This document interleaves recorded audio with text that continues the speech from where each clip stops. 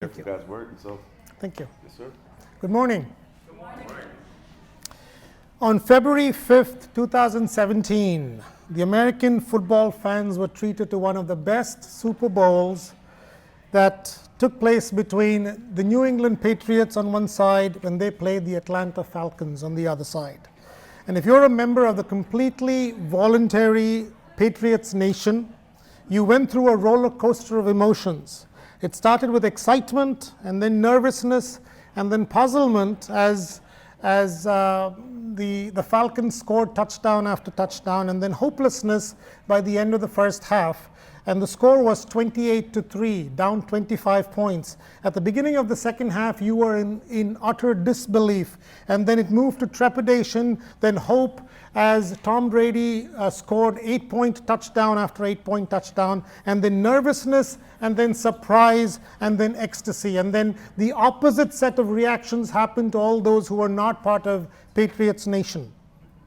And the score was, at the end, 31-28, the Patriots winning their 5th Super Bowl title. The last week of the disciples of Jesus, the last week of Jesus' life, and the disciples of Jesus went through a roller coaster of emotions during that last week. It started on Palm Sunday when Jesus was welcomed as a king to Jerusalem. And so their emotions went from being victorious and celebratory and happy and peaceful and calm and cautious. And then as the week went on, it changed to dismay and anger and disbelief and disillusionment and disappointment, and then hopelessness and fear as Jesus was crucified and their hope was all gone. This morning, in a sermon entitled The Bridge of Faith, we will look at the question of doubt and belief. Usually by the end of the sermon prep, I'm down to 4 titles for the sermon, and I choose one of them. But at the end of this sermon prep, I couldn't decide between 2 of these titles, and so I put both the titles there. It's called The Bridge of Faith or Scarred for Life. You can choose either one of the 2. Our text is John chapter 20 and verses 24 through 29. John 20, 24 through 29. We will read the passage right now. I hope to pick up certain things out of this passage as we go along. So let's read the passage to know the story in its entirety. John chapter 20, verse 24 through 29.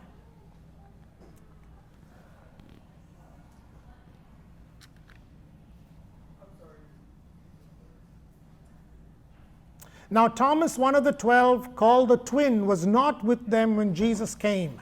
So the other disciples told him, "We have seen the Lord." But he said to them, "Unless I see in his hands the mark of the nails, and place my finger into the mark of the nails, and place my hand into his side, I will never believe."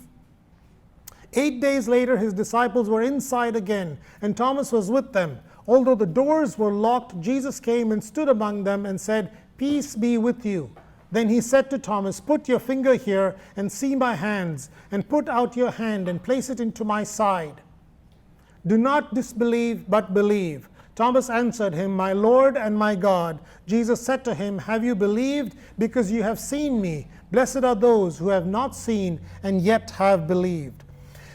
We're going to go this morning to a journey with Thomas as he goes from disbelief to belief. And I want to show 4 steps along the way that we all would take when we go from not believing something to believing something.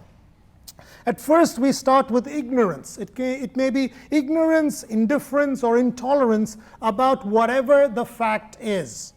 So Thomas, in verse 24, it says, "Now Thomas, one of the 12, was not with the disciples when Jesus came." So Thomas wasn't there. He didn't have first-hand information. He didn't see Jesus. And we all start without first-hand information. Most of the things we believe in, we don't have first-hand information. Now, if it's something that we are ignorant about, so for example, Ayurvedic medicine. Most people in the West are ignorant about Ayurvedic medicine, which originated in India 3,000, 4,000 years ago. So if you have to believe in Ayurvedic or Eastern medicine, you start from a point of ignorance, and then you see evidence until you come to believe in Ayurvedic medicine. Or it may be something that we are indifferent to. So for example, you don't wake up every morning and think about Alexander the Great. In fact, we don't even care about Alexander the Great because we are indifferent to it. It doesn't really matter. Or it may be something that we are intolerant about. So if it's an atheist, he is intolerant about God, and so he will start, that's his starting point before he comes to belief in God.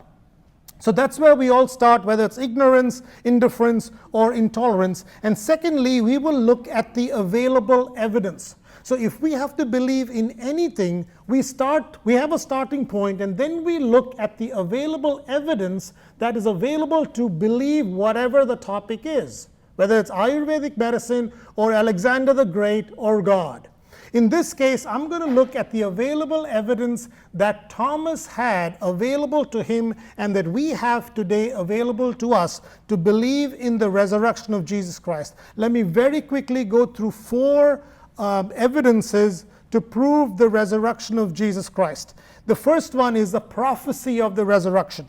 So in Matthew chapter 16, verse 21, it reads, "From that time on, Jesus began to explain to his disciples that he must go to Jerusalem and suffer many things at the hands of the elders, the chief priests, and the teachers of the law, and that he must be killed and on the third day be raised to life." Jesus himself says that.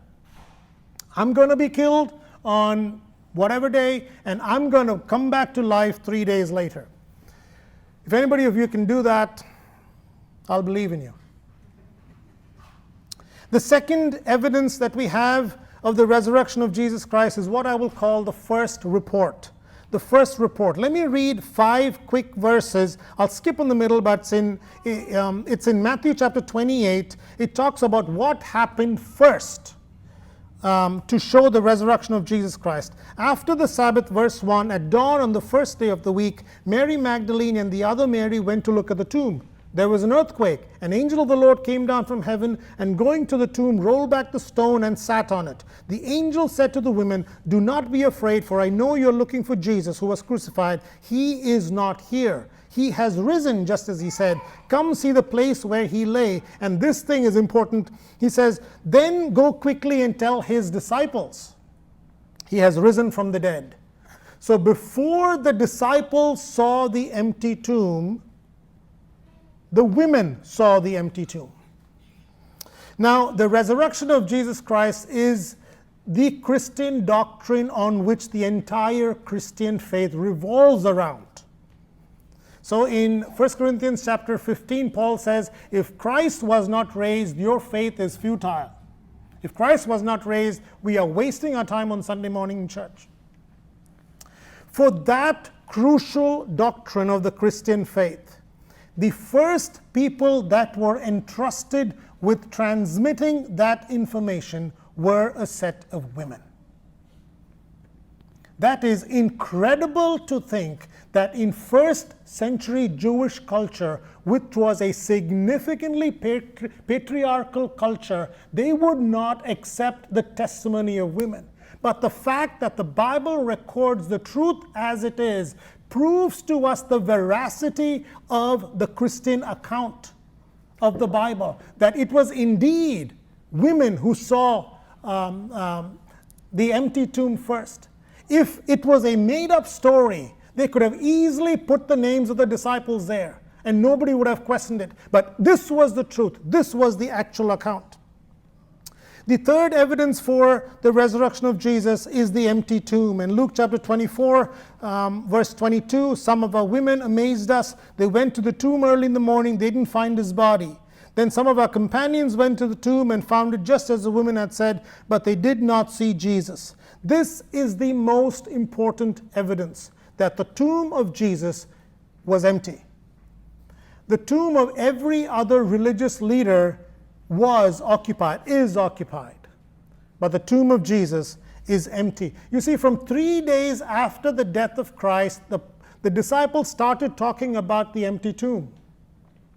First, privately, they were scared as to see what would happen, but then publicly. So 50 days after the death of Christ, in Acts chapter 2, on the day of Pentecost, there was this huge public proclamation of the resurrection of Jesus Christ, such that the entire city came to know about it. If if the Jewish people, Jewish leaders were concerned, they could have said, wow, he's talking about the resurrection of Jesus Christ. Let's go to the tomb, open the tomb, and find the body of Jesus Christ there. But no, there was no body of Jesus. The tomb was empty. About 10 years ago, I was speaking on this topic, and I looked up to see if there were any studies about the degeneration of bodies. And what I'm about to say next is completely gross, so you guys have to bear with me. I looked up videos to see if there's any degeneration videos. And those days, there was this video about 10 years ago, which I found from some museum in Australia, some research museum in Australia, that showed the body of a pig degenerating. And the reason they took a pig is because pigs and humans have similar body mass ratio. Obviously, it's different if you're an American pig. I mean, it's got much more body mass ratio, fat muscle ratio. But for all intents and purposes, humans and pigs have similar muscle fat ratio. So what they did was they took a pig, it was dead, and they videoed it for 50 days. And at the end of 50 days, do you think the pig's body had disappeared? No, the body was there. Yes, it was degenerated, but still there. Last week I was looking for the same video again. I couldn't find it. But what I did stumble upon on YouTube was that now they have degenerating human bodies. And I don't mean to downplay the fact that people have donated their bodies for research. But there are videos where they've taken of human bodies dead and now degenerating. And you can see that even after 50 days, the body hasn't disappeared. It's there. So on the day of Pentecost, if the authorities wanted, they could have thrown open the tomb of Jesus and said, nope, you guys are wrong. The body is still here. But they couldn't do that because Jesus had risen. The fourth example, the fourth evidence for the transformation, for the resurrection of Jesus Christ is the transformation of the disciples. Verse 25, so the other disciples told him, we have seen the Lord. We have seen the Lord. They were scared. They were hopeless. They were in disbelief. And then overnight, something changes so that now they have the courage and the boldness to stand up against the Jewish authorities. What happened? How many of you, and I don't want you to raise your hands, how many of you buy products that are endorsed by athletes? Don't raise your hand. All right? Some people buy products that are endorsed by athletes. So Steph Curry, forward of the Golden State Warriors, he endorses Under Armour. Okay. But do we know that he gets millions for the endorsement, right? I mean, if Nike paid him more millions than what Under Armour pays him, then he'll switch to Nike. It's not a big deal. It's just a matter of money. You pay me more, he will endorse it. Suppose Under Armour says instead, well, instead of the millions that I'm going to give you, or that we're going to give you, if you like our product so much, will you be willing to lose a toe to endorse our product? What do you think Steve Curry is going to say? No, I mean, no way. Yes, he likes the product, but he doesn't believe in it that much. Do you have any belief for which you are willing to exchange a hand for? Do you have any belief that you hold on to so firm that if somebody gave you an option of believing that belief versus losing your arm, you will say, take my arm, I hold on to this belief? Ladies and gentlemen, every single disciple of Jesus Christ, except for John the Apostle who wrote this book, died for their faith. Every single one of them. They were given two options. One option was the resurrection of Jesus Christ and the Christian faith. The other option was your death. And they chose death because they believed in the resurrection of Jesus Christ. Any person would be willing to give his life if they believed the truth, if they saw the truth. Any person would be willing to give their life for a lie if they thought that was the truth. But there is no person who would be willing to give their life for a lie knowing that it is a lie. The fact that the disciples all gave their lives showed that they had come face to face with Jesus Christ and seen him resurrected from the grave. The transformation of the apostles from weak, afraid people to courageous people shows that they had indeed met the risen Lord. And that is why the reaction by Thomas was completely unbelievable. You see, he had all this evidence. He was with the disciples sitting in that house that day, and then he chooses to go grocery shopping. He goes grocery shopping, buys some vegetables and some heavy cream, and by the time he comes back, Jesus had come and gone.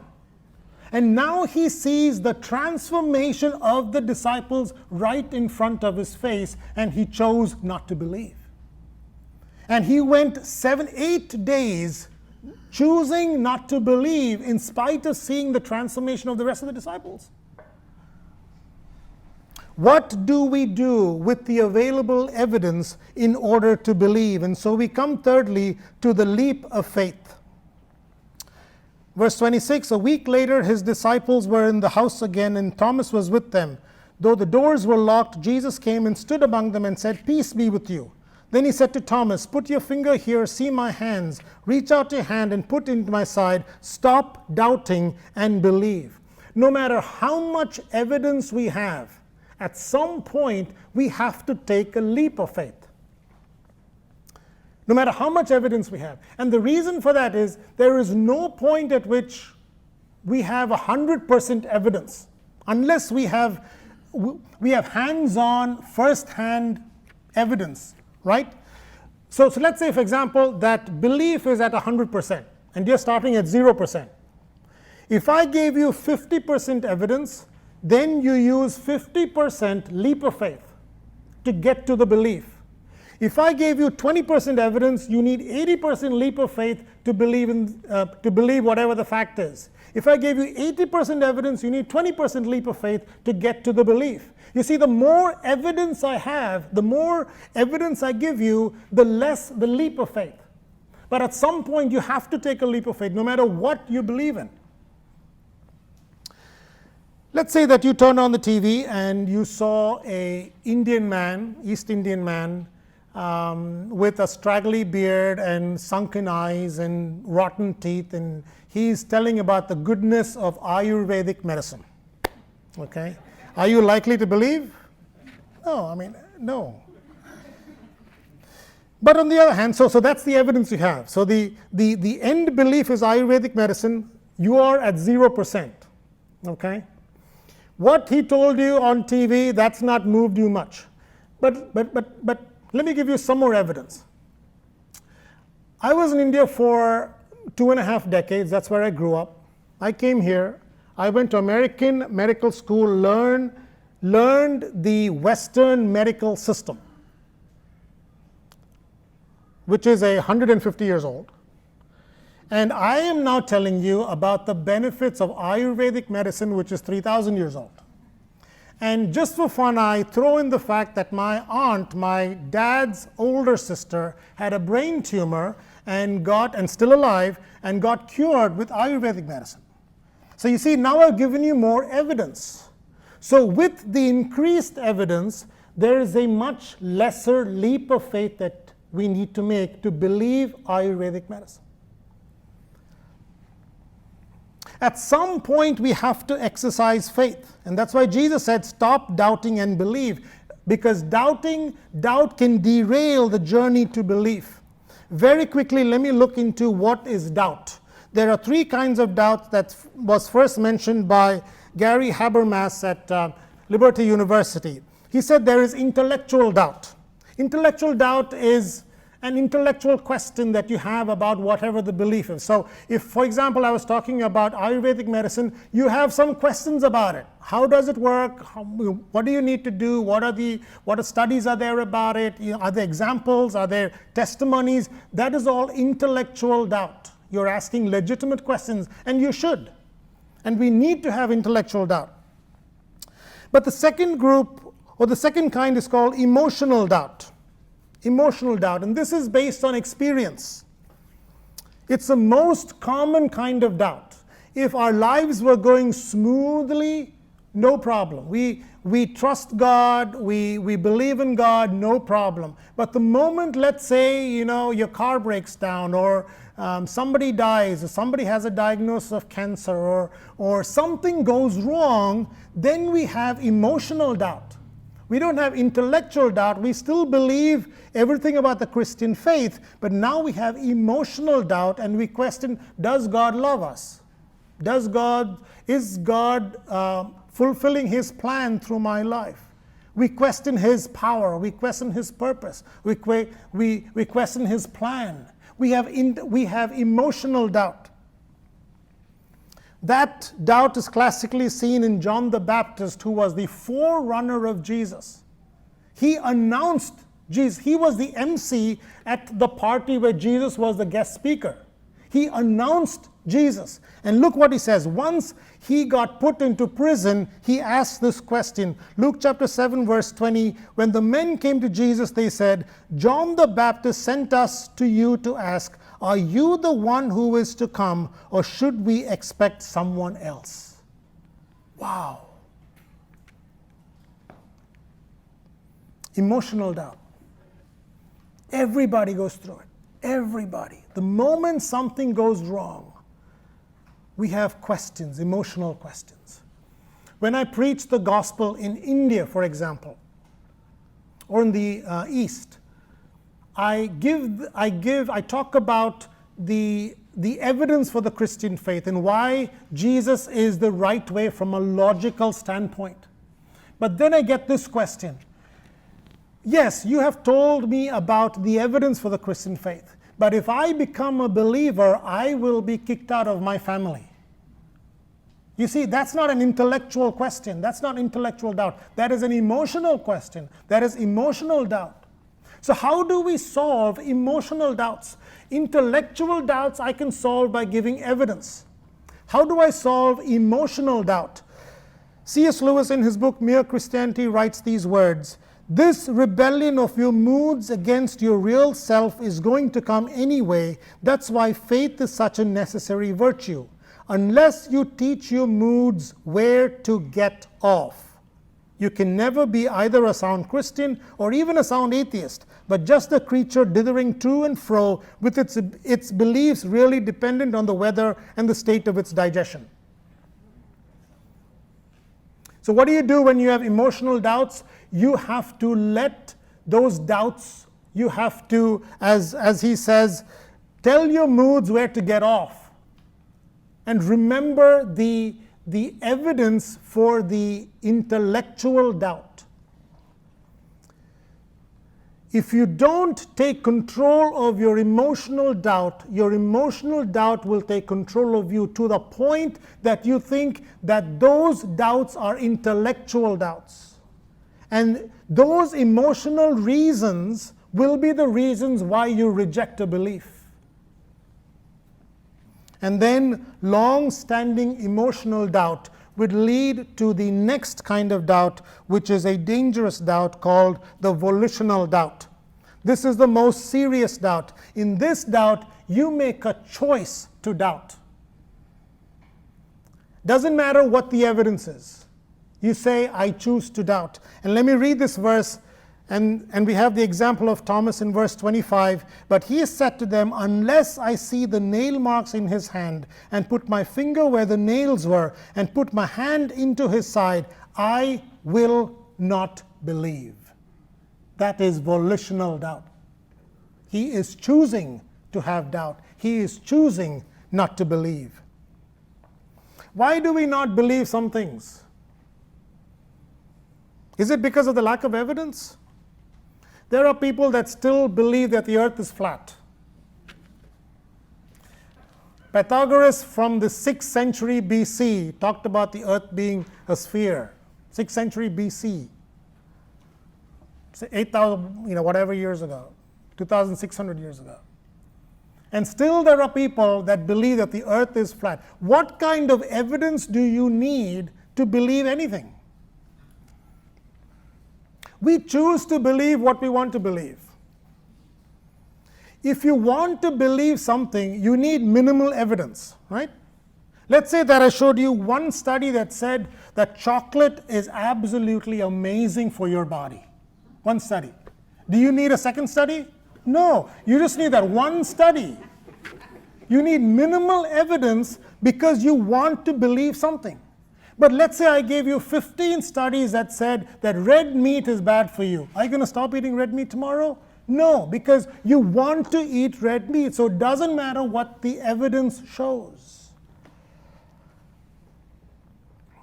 The evidence for the resurrection of Jesus is incredibly powerful. There is more evidence of the resurrection of Jesus than many other things we believe in. And so fourthly, we come to belief. Thomas had convincing evidence, but he did not believe. He wanted that fifth hands-on, first-hand experience. And so Jesus comes and gives him that experience, and Thomas says to him in verse 28, "My Lord and my God." He believes after he saw. We have enough evidence of the Christian faith to believe. We are not at zero. There is, let's say there is 75% evidence. Yes, we don't have 100% evidence because Jesus is not here for us to see his scarred hands and side. That would have been 100% evidence. But we have about 75% evidence to make the leap of faith. Thomas said, "I will not believe until I see, until I feel." And Jesus humored him. Jesus humored him. Why did Jesus humor him, you ask? Well, there are millions of reasons why Jesus gave him that extra evidence for Thomas to believe, but let me show you one reason, and that reason is standing in front of you. You see, St. Thomas came to my home state in AD 52. And when he came to my home state, Paul had just returned from his second missionary journey. The Synoptic Gospels were written. This book, the Gospel of John, was not written yet. Parts of Acts, Galatians, Thessalonians, and James were written, but the rest of the New Testament was not written. And he came to a place 75 miles from where I was born, and he preached about the Jesus whose side he had touched. And he wanted people to believe on the available evidence. Not 100% evidence, but 75% evidence. And then he went to the neighboring state, and in St. Thomas Mount near Chennai, South India, he was killed for his faith. That mount still is there, where St. Thomas was killed for his faith. The first-hand evidence that Jesus gave Thomas was the scars that he had. And that is fascinating because in 1 Corinthians chapter 15 and verse 42 following, it talks about the resurrected body. What kind of bodies will we have once we go to heaven? And this is what it says. "So will it be with the resurrection of the dead. The body that is sown is perishable. It is raised imperishable. It is sown in dishonor. It is raised in glory. It is sown in weakness. It is raised in power. It is sown a natural body. It is raised a spiritual body." When we are raised with our brand new bodies, we will not have any scars. It's a clean body. I remember when I was back in Kansas City working at the Truman Medical Center Hospital, we would work, I was on call every 3 days. So every third day, I would work from 5 in the morning, all day, all night, till 8 p.m. the next day. 8 p.m. the next night. And so the night that I was on call, which was every third night, without fail, every night at midnight or around midnight, I would get a call, and we would be in the ER at the other hospital, or we would have just come back to the call room, and we would get a call.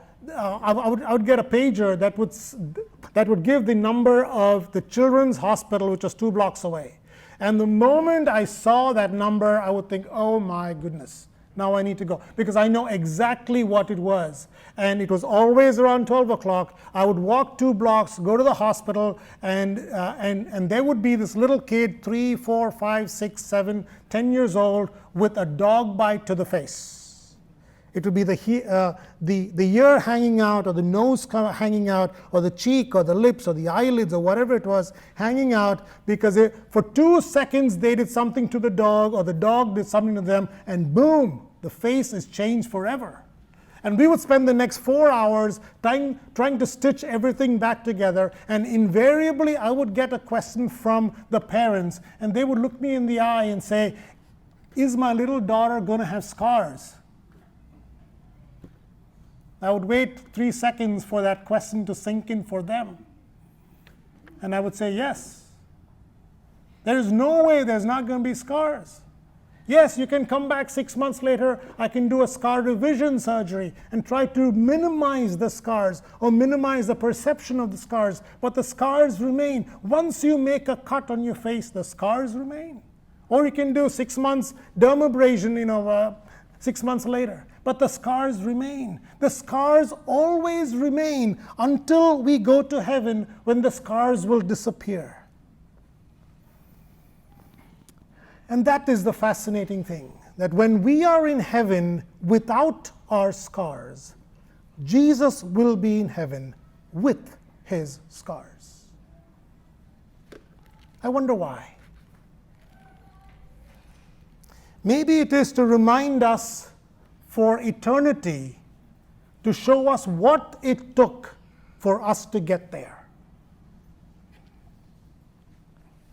And so in Isaiah chapter 53 and verse 5 it reads, and by his wounds we are healed. He was scarred for life. For the rest of his eternal life he was scarred. He was scarred for life, our life, my life, and your life. I'm going to give the opportunity for anybody to respond to this sermon. I want to give the opportunity to 2 groups of people to respond to the sermon. If you have emotional or volitional doubt that is preventing you from coming to an initial belief in Jesus Christ, you can pray with me. My prayer is that you will come to that realization that Thomas had and say, my Lord and my God. Secondly, if you have emotional doubt that prevents you from a continuous, strong faith in Jesus Christ, you can also pray with me. Let's pray. If there's anybody here who's never invited Jesus into your life, maybe you've had doubts before. Maybe you had intellectual doubts before you were given the evidence. And maybe you have emotional doubts. Maybe you have volitional doubts. You can pray a prayer, something like this, and if it's something that you mean from the bottom of your heart, God will answer it. You can pray, Lord Jesus, I'm a sinner, and I need you. Thank you for the overwhelming evidence of your life and your death and your resurrection. I ask you to come into my life and make me complete. Help me to live a life that's worthy of you. Thank you for the evidence that you have given that I can believe. Help me to throw myself into your arms. In Jesus' name I pray. Amen.